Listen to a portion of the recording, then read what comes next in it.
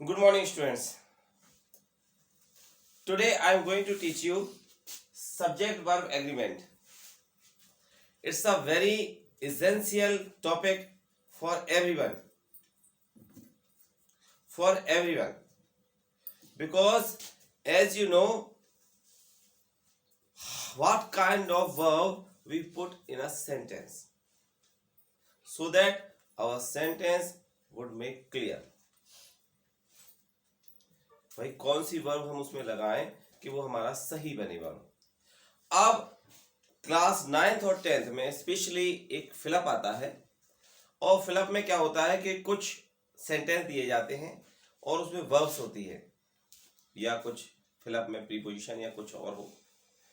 फिलहाल इस साल तो क्लास 10th से प्रीपोजिशन हट गया है, लेकिन हम ये देखें कि सब्जेक्ट वर्ब एग्रीमेंट ये हमेशा एक्टिव रहता है, हमेशा लागू होता है। तो जिस तरह का सब्जेक्ट होगा उसी तरह की वर्ब होगी। You know what I mean? जिस तरह का सब्जेक्ट होगा उसी तरह की वर्ब होगी। अगर सब्जेक्ट आपका प्लूरल है तो वर्ब भी प्लूरल होगी, और सब्जेक्ट अगर आपका सिंगुलर है तो वर्ब भी आपकी सिंगुलर होगी। अब फॉर योर काइंड इंफॉर्मेशन आपको एक बात बताएं कि जितनी भी जो वर्ब्स आप देखते हैं जो वर्ब की फर्स्ट फॉर्म है, जैसे कम, ड्रिंक, ईट, सिंग, ये सारी की सारी वर्ब्स क्या है? प्लूरल वर्ब है। क्या? प्लूरल वर्ब है। तो आपने देखा होगा जैसे यू के साथ डायरेक्ट ईट लगा देते हैं, ठीक है, आई के साथ सिंग लगा देते हैं, मतलब ये सारी की सारी वर्ब क्या है? प्लूरल है वर्ब। इनको सिंगुलर बनाने के लिए हम इसमें एस या ईएस लगाते हैं। क्या करते हैं? एस या ईएस लगाते हैं। अब हमें इस बात को देखना होगा कि जो एस या ईएस या और जो डिफरेंट यूजेस हैं वो हम कैसे करें कि ये हमारे सारे के सारे सेंटेंस क्लियर हो जाए। अब इसके लिए सबसे पहला जरूरी क्या है? आपको सारे के सारे टेंस आते हो, समझ रहे ना? सारे के सारे टेंस आते हो और लगभग 100 वर्ब्स आती हो। 100 वर्ब्स का मतलब ये है कि आपको वर्ब्स के साथ साथ जो उनकी first form, second form, third form, verb की फर्स्ट फॉर्म के साथ आईएनजी और वर्ब की फर्स्ट फॉर्म के साथ एस या ईएस ये लगाना क्लियरली आता हो। समझ रहे ना? ये सारी चीजें बहुत ज्यादा एसेंशियल है, बहुत ज्यादा आवश्यक है, तब जाके आप सब्जेक्ट वर्ब एग्रीमेंट की एक्सरसाइज को कर पाएंगे, अदरवाइज नहीं। आपको ये लग रहा होगा ये छोटी सी exercise, no, it is not a simple exercise, it is a very hard exercise to learn, hard exercise to study. Okay, so now I am going to tell you something more about this. Now I am going to give you some examples so that you can easily understand what is our topic. Suppose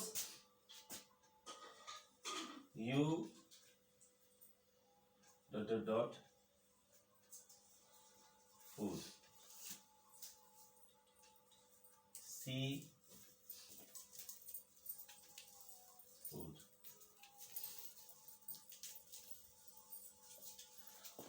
अब यहां पे हमने example दिया है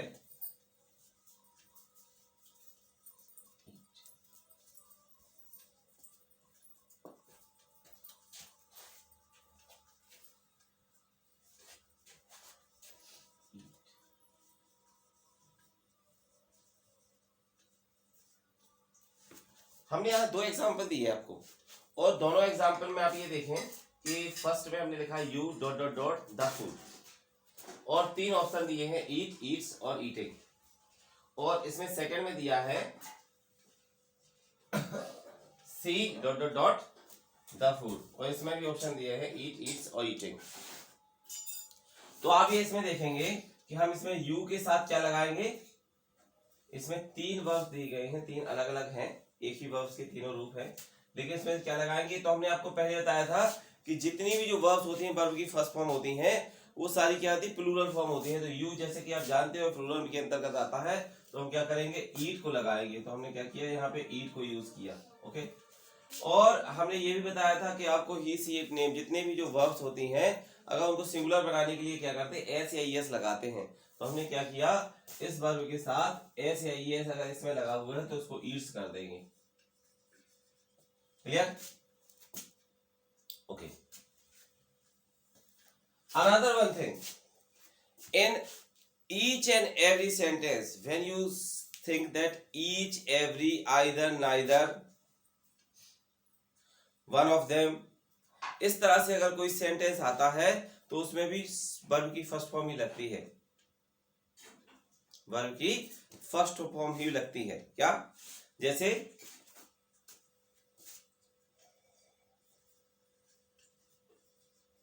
every member of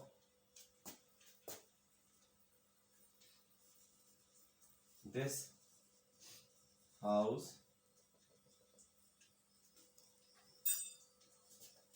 and smart।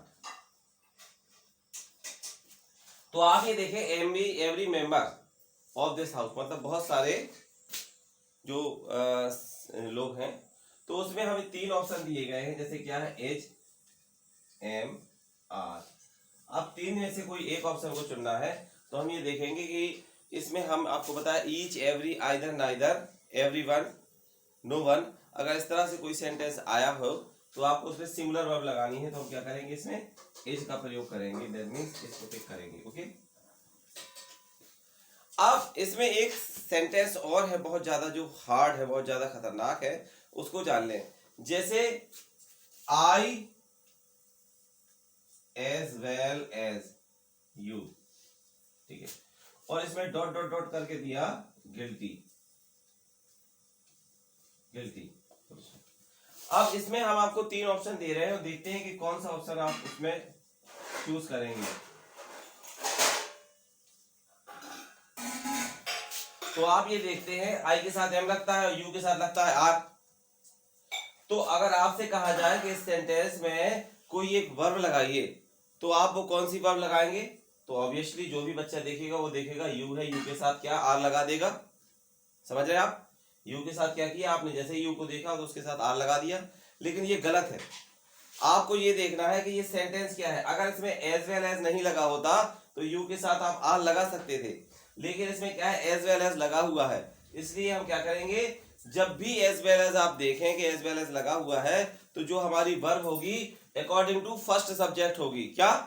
इसमें देखेंगे 2 subject हैं, तो अकॉर्डिंग टू फर्स्ट सब्जेक्ट होगी। According to first subject that means हमारी जो फर्स्ट सब्जेक्ट क्या है, आई। तो इसके अनुसार आई के रिकॉर्डिंग हम यहाँ पे क्या करेंगे, एम को यूज करेंगे, जो कि आपको दिखने में काफी डिफरेंट लग रहा होगा, लेकिन यही सच्चाई है। Am, I as well as you, am guilty. So I think now you understand what are subject verb agreement. और इसकी कुछ और एग्जाम्पल, कुछ और एक्सरसाइजेस मैं आपको मंडे को पढ़ाऊंगा। आज सैटरडे है, सैटरडे को मैंने आपको कुछ जरूरी, कुछ इसेंशियल टॉपिक को दिया है। अब हम उनको मंडे को और ज्यादा डीपली बताऊंगा कि कैसे आप इसमें इस तरह से स्टडी करें कि आपकी मिस्टेक ना हो। क्या? मिस्टेक ना हो, क्योंकि आपको इस समय क्लास 10th और 9th में आपको इस समय इस तरह से एबल होना है, इस तरह तैयार होना है कि आपसे गलती से भी गलती ना हो, दैट मीन्स मिस्टेक ना हो। Thank you.